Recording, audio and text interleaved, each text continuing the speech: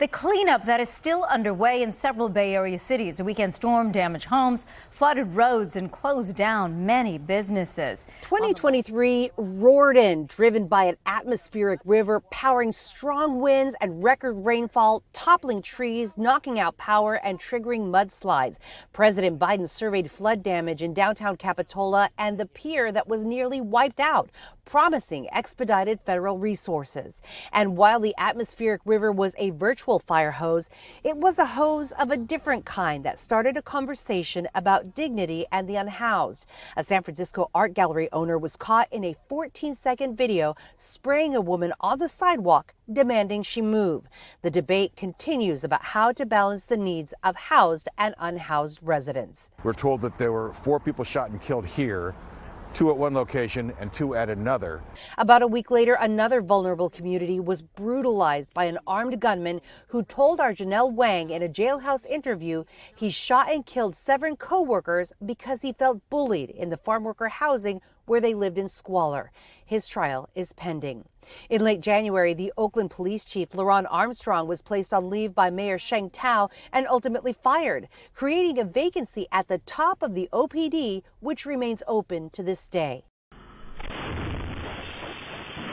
In February, San Francisco was rocked by a deadly explosion in the outer Sunset at a home where police say the residents ran a hash oil laboratory.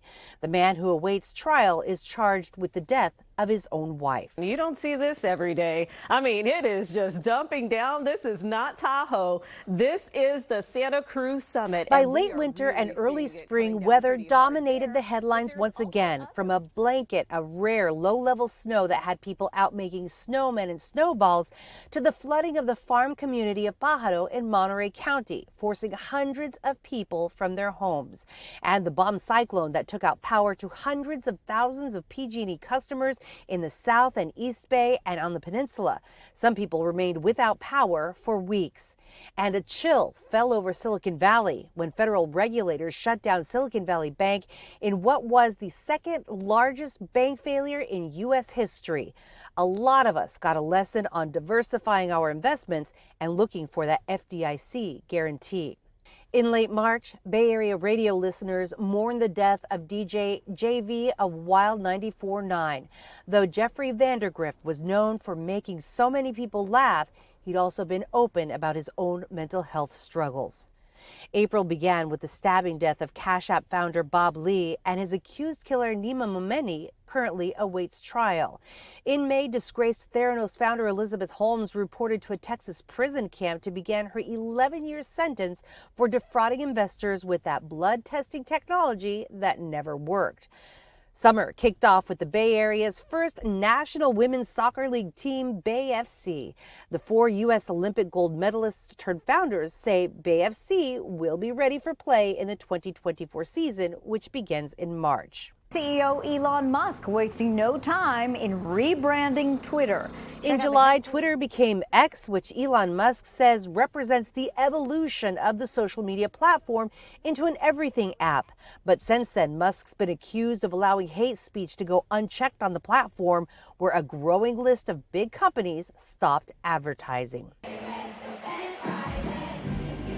And before Taylor Swift was named Time Magazine's Person of the Year, she was named honorary mayor of Santa Clara, where she rocked Levi Stadium for 2 nights in a row, drawing fans who couldn't get tickets to the sold-out show to the parking lot to trade friendship bracelets and photos. About a month later, the Beehive swarmed Levi Stadium as Beyonce brought her Renaissance to town. Senator Dianne Feinstein has died. And the Bay Area said goodbye to another iconic woman, Senator Dianne Feinstein, who served as a San Francisco supervisor and mayor before becoming the longest-serving woman in the U.S. Senate, known for her work on gun safety, exposing CIA torture, California water rights, and for blazing trails for other women. In October, Hamas launched a surprise attack on Israel, and Israel Defense Forces responded with a siege on Gaza. And Bay Area people raised their voices, some to call for support for Israel and an end to anti-Semitism, and others to call for humanitarian aid for Palestinians and a permanent ceasefire to end civilian deaths. By November, pro-Palestinian protesters were organized enough to shut down the Bay Bridge for hours as San Francisco hosted APEC, the largest gathering of world leaders in nearly 80 years, and a private meeting between President Biden and Chinese President Xi Jinping. The same day, David DePape, seen here in police body camera video, was convicted of attacking Congresswoman Nancy Pelosi's husband Paul with a hammer in their own home. DePape awaits sentencing and additional local charges. On October 16th, MLB owners voted unanimously to allow the A's to move to Las Vegas. And while they look to build a stadium, the San Francisco Giants and the San Jose Sharks are looking to build better teams. And Mr. Irrelevant, Brock Purdy, continues to give the Bay Area something to cheer for as the last round draft pick keeps the 49ers in the playoff push. As 2024 begins, you can count on the NBC Bay Area team of journalists to continue moving you forward through the hard times, the good times, and the growth times. Kris Sanchez, NBC Bay Area News. And a good morning to you. I'm Marcus Washington. And I'm Laura Garcia. We'll check that Baby Friday commute with Mike right now. But let's check the forecast with Carrie. It looks pretty good for us for today. It was so nice to get some rain across the Bay Area. Areas to the north got a lot more compared to what some people saw in the South Bay, but that will be the case again as a new round of rain comes in for this morning. And as it